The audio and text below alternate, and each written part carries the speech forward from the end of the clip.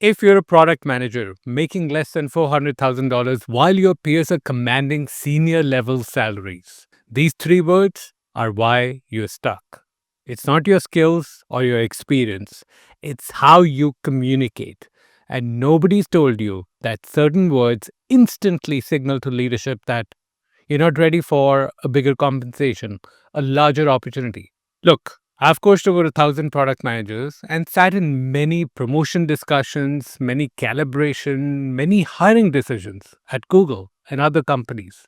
The worst part is, you probably have said all these three words in your last interview or your stakeholder meeting without realizing you just sabotaged your own earning potential. So let's fix it. Most product managers believe that the next job, that promotions, that compensation, that's fair. They believe in this idea of here are my achievements, therefore this is what I should be paid. Let me ask you something. Is life fair? Is the market fair? Does the best product always win? A lot of people would argue the best distribution always wins and product comes second. But whatever your thoughts are there, your compensation works the same way. It's not only about experience, output, or framework. There's this invisible filter that determines who gets paid more, and that is language. Because language is how you build trust, and compensation is basically a trust transaction. They're trusting you to solve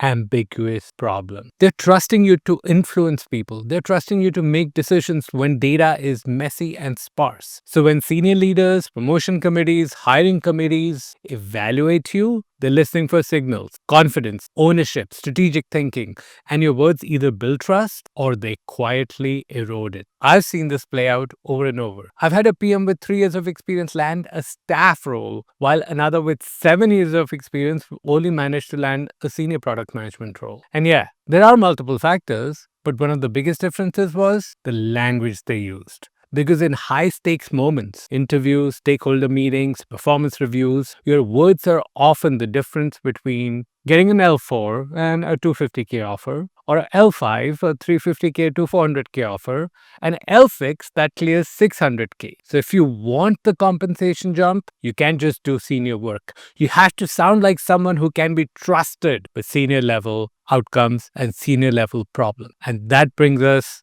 to those three words. These words seem harmless. They sound polite. They sound normal. But to leadership, they signal hesitation, lack of ownership, and uncertainty. Let's start with the first word, just. This word is sneaky because just turns strong work into just a small thing.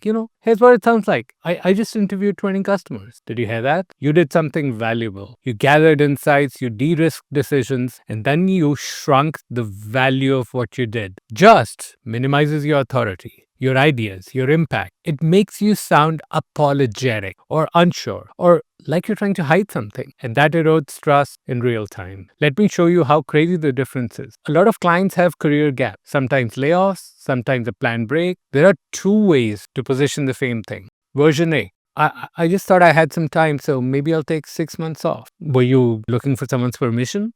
Version B. I decided to take 6 months off to recharge, and now I'm back in the market. Same fact, totally different signal. One sounds passive, almost apologetic, random.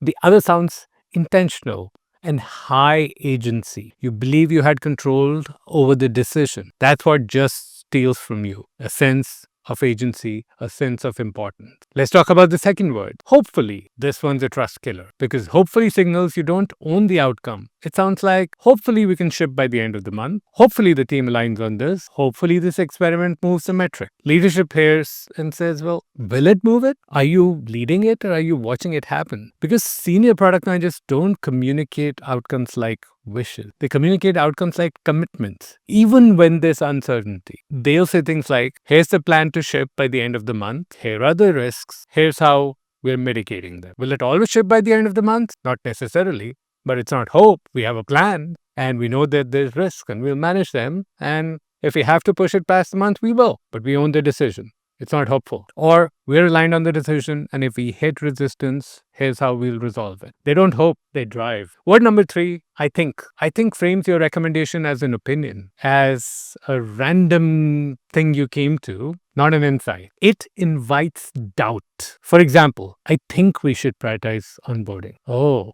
you think? Oh, maybe, but you don't know. That sounds more like, I'm not sure, but maybe. Now, watch the difference. Based on what we saw in user interviews and the funnel drop off, onboarding is the highest leverage bet this quarter.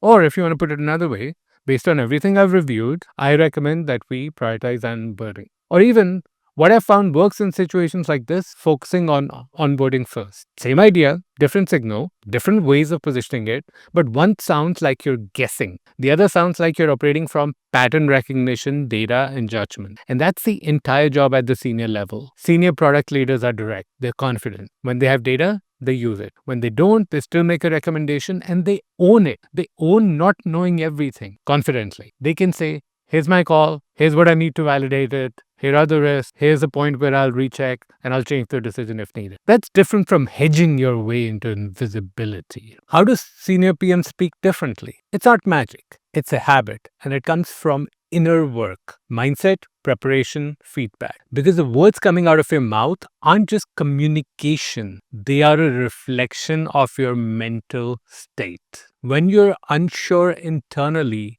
your language will leak uncertainty externally. Here are a few practical steps. Step one, record yourself in meetings. Pick a meeting a week, record it, and then listen for three things. Where did you minimize yourself or use the word just? Where did you wish instead of lead? Where you said hopefully. Where did you weaken your recommendation and said I think? Most people are shocked how often it happens and they never noticed it. And this is the hard part. Listening to yourself is hard. I know it because in our program, everybody needs to listen to their entire interview before they get a second interview because we want them to observe themselves. And people really don't want to. I mean, I don't want to watch my own videos, to be honest, but that is what needs to happen. Second, get feedback from someone who can give you feedback. A mentor, a coach, a trusted peer. Not on your roadmap, on your language. Ask, when I speak, do I sound like I own outcomes? Do I sound like I'm leading? Do I sound like I'm at the right level? Step number 3, script high-stakes conversations. For stakeholder meetings, performance reviews, interviews, don't wing it. Know your key points. Rewrite them in senior language. Replace just with impact statements. Replace hopefully with plans, risks, and mitigation.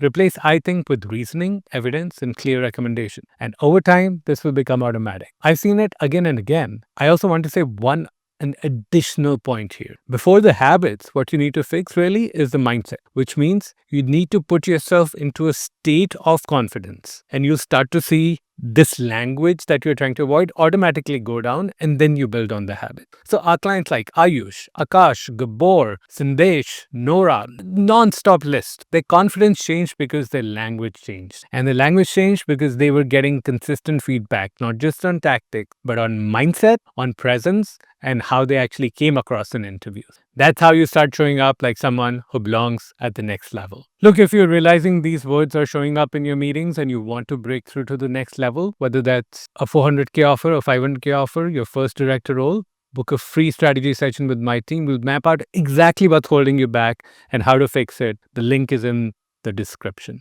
Point number 4. Now, I want to re-emphasize a very important thing. The real reason why product managers use these words. It's often not because they're bad communicators, it's because of that subconscious self-doubt and a lack of internal permission to lead at the next level. When you don't fully believe you're that person yet, your words create soften. You hedge, you minimize. And leadership doesn't promote potential they can't feel. You don't get hired for roles if people can't perceive you being at that level. So the fastest way to get paid like a senior product leader is to sound like one, starting with the words you use every day. Do the internal work so you stop needing to protect yourself with hedging. Then practice the external reps so your default communication signals ownership and conviction. And above all, get feedback because the gap between underpaid and highly paid isn't always skill. A lot of times, it's whether leadership trusts you with bigger problems. And trust is built or lost through language. So here's the punchline. If you want to get paid like a leader, you have to speak like one, starting now. Now, if you're serious about escaping the